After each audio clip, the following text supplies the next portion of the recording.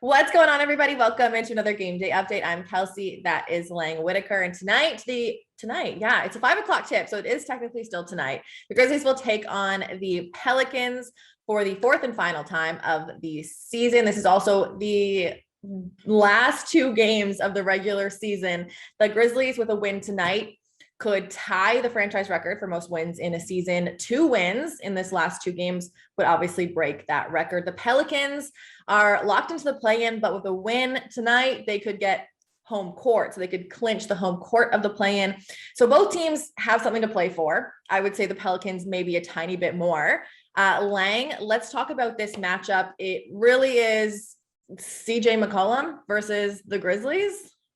Yeah. I mean, especially if Brandon Ingram, he's listed as questionable for the Pelicans, and he's really, to me, their most dynamic scorer. He's an unbelievable forward, but if he's out, and maybe if you're the Pelicans, like we talked about, they're looking ahead to that play-in tournament, and they think, if they get home court, that's probably a big advantage for them. But you want Brandon Ingram to be healthy for that. So if I'm the Pelicans, you can rely tonight on CJ McCollum and Jonas Valanciunas.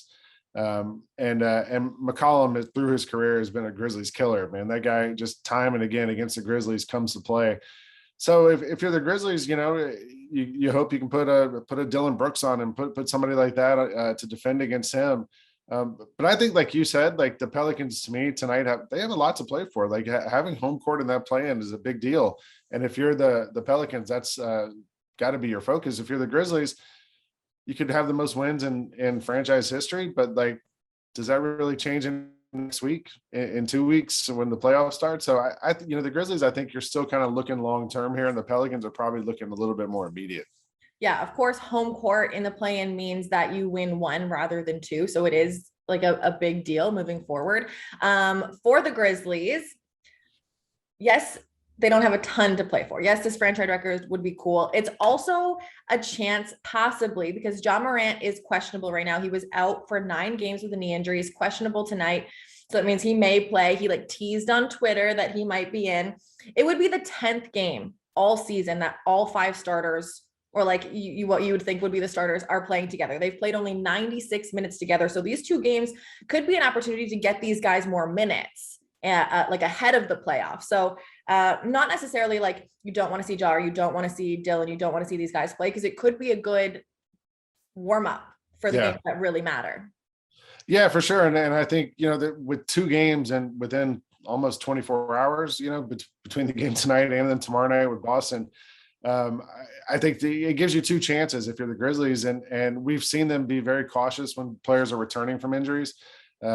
You rarely see guys will play back-to-backs when they're coming off an injury. So if you're the Grizzlies, maybe you play, if Ja's healthy enough to go tonight, maybe he goes tonight, sits tomorrow, or if you're not 100% certain, you wait, play him tomorrow night, or you can kind of split the guys up and play half of them tonight, half of them tomorrow night, whichever way you want to look at it. But I do think there's something to be said, Kelcey, to your point about having your 5 guys out there together and continuity. I know the Grizzlies go through different play groups and practice and different things like that, where you get used to playing with different players.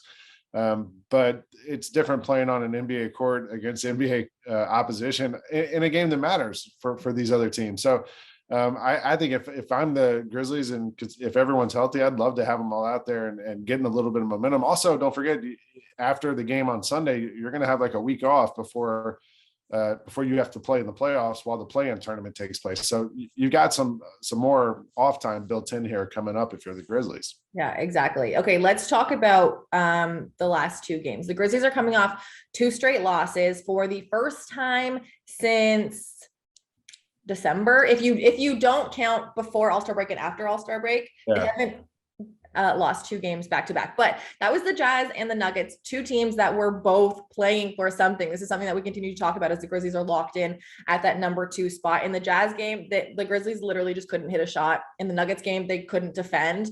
So if you're going into tonight's game against the Pelicans, they've won 2 this year. The Grizzlies have won 1.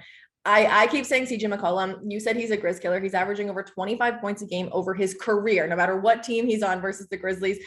In the 2 games he played with the Pelicans this year, 30 and 32 points against the Grizzlies. What's kind of the main key for the Grizzlies? If they do come into this game against a team that's so hungry, what do they got to do? To me, it's the little things. I mean, if McCollum gets going, he gets going, and he's clearly shown an ability to do that against the Grizzlies, no matter what they've tried against him. So to me, it's stopping everybody else. It's not letting Jonas go for a double. It's not letting somebody else on that team get going. It's watching all those role players, Herb Jones and Kevin Alvarado. You love Herb Jones. I do. He's an amazing defender. To me, he's like one of the best rookies in the league, and he's going to be great. I think 2 or 3 years from now. But already you see him having an impact on the defensive end for the Pelicans. So to me, McCollum's going to get his. You know he's going to do what he does, and he always does it great in Memphis. But you got to stop everyone else. And if Brandon Ingram's out, that makes it a lot easier if you're the Grizzlies to not have to worry about that second scorer getting hot. Ingram to me is the best offensive player on that Pelicans team, and if he's out, that makes things a lot easier. Yeah, it changes things a lot. Okay, both these teams top 10 in rebounding, both these teams top 3 in second chance points. A lot of that comes down to Jonas Valanciunas as well as Steven Adams. Last time these two teams played, there was 5 guys for the Grizzlies in double digits, led by Ja, who had 24. Oh, there were 6 guys. Excuse my math. JJ had 22, Dez had 22, and then it was Melt, Zaire, and Brandon. Really quick, Lang, pick one player you think for the Grizzlies. If they have a good night, it sets the Grizz up for success.